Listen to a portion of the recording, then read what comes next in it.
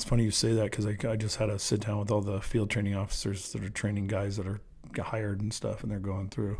And again, I'm big on ownership. And I said, from the time that guy gets sworn in and we swear him in and I hand him a badge, you own him. And I want you to take responsibility for that person in everything he does or they do. Could be a woman, whatever.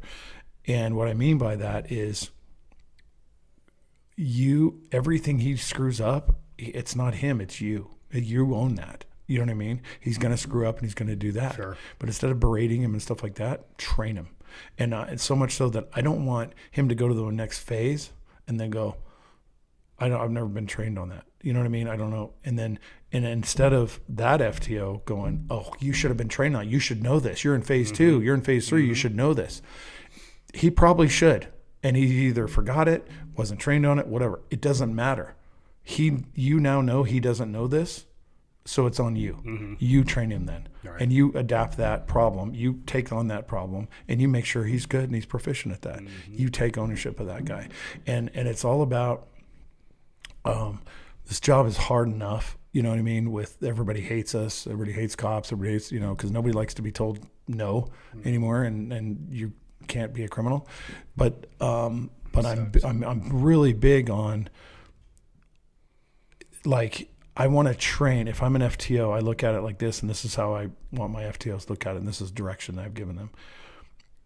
I want you to train this person, and you don't even have to like them, but I want to train the person that you want to go through a door with, that you want to get in the fight of your life with.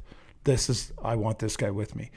I want this guy to be the guy that pulls over my mom or my grandma and treats her with respect and dignity and everything else.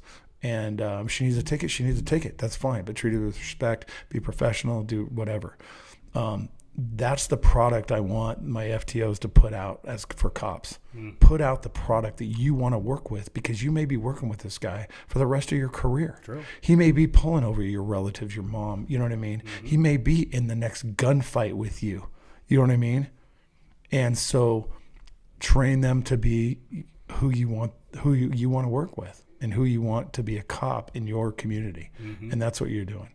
And take that ownership of that. That's my responsibility that this guy becomes. And if he can't make it, or he's not making it, or he's got a horrible attitude, or, then he's not going to make it. Good. We give him to somebody else that's going to try. We'll try again. And eventually, if he's not going to make it, he's out. Yeah. You know what I mean?